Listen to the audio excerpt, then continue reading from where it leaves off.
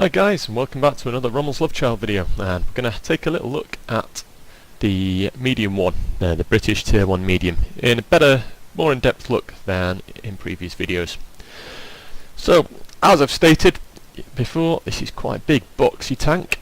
It's full of machine gun ports, I guess, all around it. Kind of carrying on from the tradition of World War I British tanks. Even got one in the top of the turret roof there, and obviously they're useless in this game. Furthermore, as the survivability suggests, it's got quite a lot of hit points for a tier 1 vehicle, 140 say compared to 110 for the Otsu, but the armour is 6 mils thick all the way around, which means unless something hits you in the tracks and somehow takes the tracks out, everything is just going to go straight through you. You can even pen this reliably using high explosive on pretty much any tank. So that's going to affect our style of gameplay along with the size of it. Concealment, it's not really got that great camo, 11.87 if it's stationary. Let's say compare that to the LOL Tractor, which is 19.64, and even the Otsu is 13.97, so it's not really very good at camo. Then when it comes to spotting, a view range of 280, same as the Otsu, less than the Like Tractor. That again is going to affect the style of play. So lack of view range, lack of camo, lack of armour means that you want to be well back from any kind of action really, because this thing is going to get hit. Especially if you're playing up against Arty. You can see like the Lloyd gun carriage there, that can see it.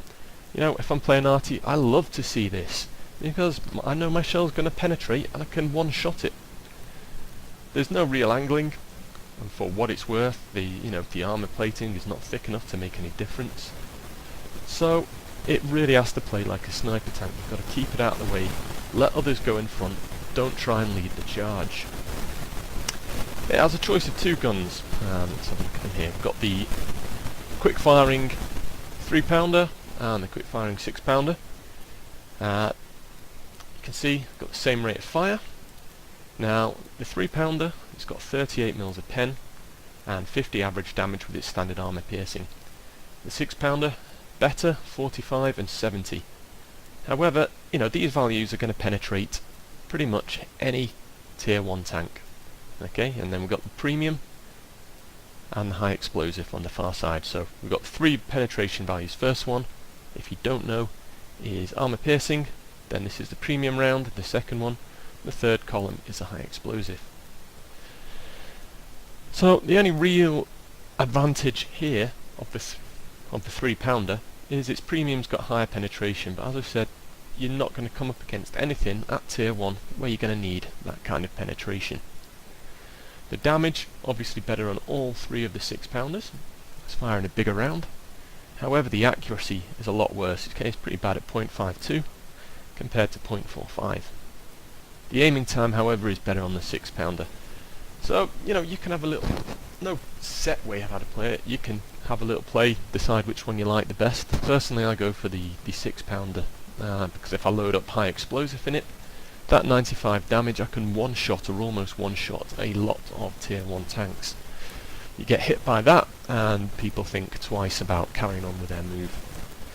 Obviously, the accuracy is a little worse, and so your job of sniping is going to be a bit more difficult.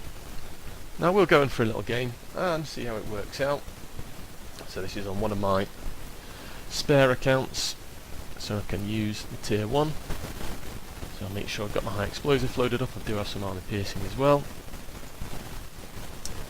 And I'm going to stick binoculars and camo net on it, because that will just help me survive a little bit better. And we'll click battle. So tier 1, you can really see a couple of maps, and you've got to play them differently. Obviously the different maps are going to get a different play style. Things like Mittengard, the really tiny city map, can be quite problematic for this tank, because it's going to really struggle to take any kind of damage. You don't want to be in a fast-paced environment. You want things to go a little bit slowly because you've got the aiming time and the accuracy, and you don't want to be taking a lot of fire. So we're on mines.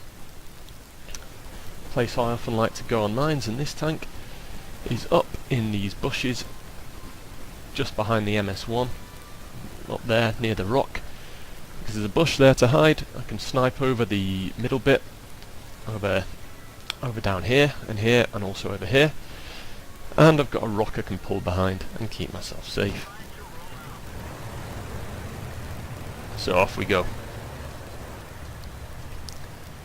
Pretty slow as a tank, follows the standard British standards of the time. You know, an infantry tank, lots of machine guns, one big gun for taking out fortified positions. So not really brilliant for anti-tank role. Not designed for its speed. So I've got quite a lot of people camping at the back here. Oh well, never mind. I'm one of those. I'm going to keep my gun firstly aimed around here, because the hill is a big combat area on mines. It's one of the areas to go for. Where can we see a tank? Here we go. This missed. The shell velocity on the 6-pounder is significantly slower than on the other one. I think it's 574 meters per second on the first gun, and about 460 I think on the second gun. So it's a lot slower velocity. Also, you'll note it's got quite high arc, so it doesn't. Oh no. Install this mod. Don't install this mod. I'll try and show you what it is. It keeps saying if you're aiming anywhere near one of your tanks, it will say you're blocking my shots even when you're not, and it stops you firing. Really fucking irritating. Pardon my French, but it.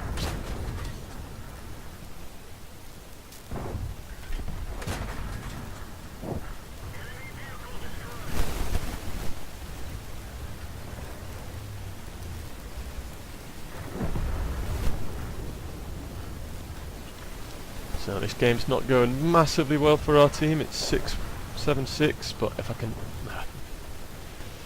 We've lost the hill, so that means it's going to be difficult to spot, so I'm going to want to make sure I'm pulled back a little bit and my tank is hidden.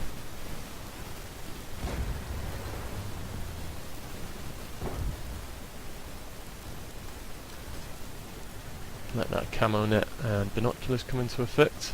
Don't know what the FT's just done pulling up there and stopping. 7-all, could be worse.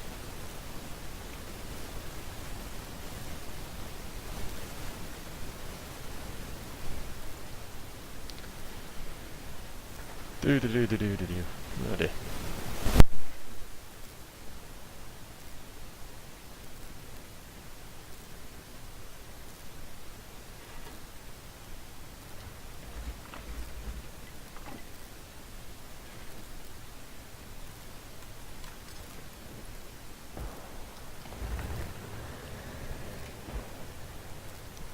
So I'm going to make my move over here because it seems that they're pushing over on the lighthouse side. Although it also appears now they're pushing down the middle, so I might have been spotted. I hope not.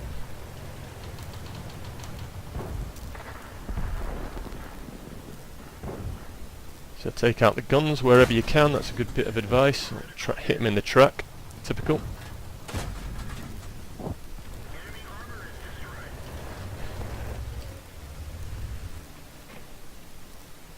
I suspect he's probably still in that bush, so... Oh.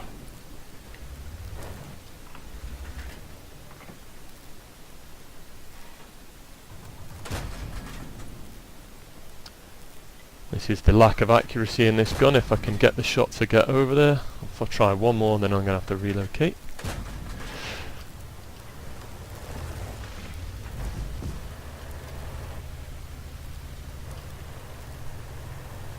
You have two big enemies in this tank. You have auto-loaders, so rapid fire guns, like the Lol Tractor's firing, and also high explosive rounds. They're both going to devastate you.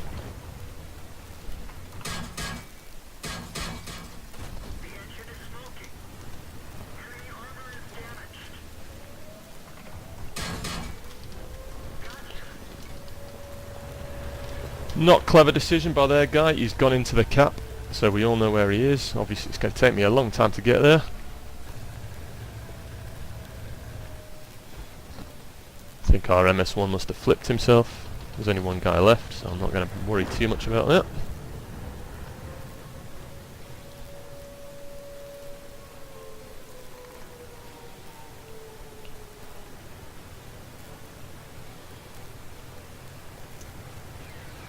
So now the enemy player, last remaining one, is moved position. He's no longer in the cap, which is disappointing. Don't know where he is. Good move on his behalf, so I'm going to stay close to these rocks on the left hand side as I'm moving up on his position, because you probably have a better view range than me, better camo, and I want to get a jump on him, which I've succeeded in doing. And there we go, last kill.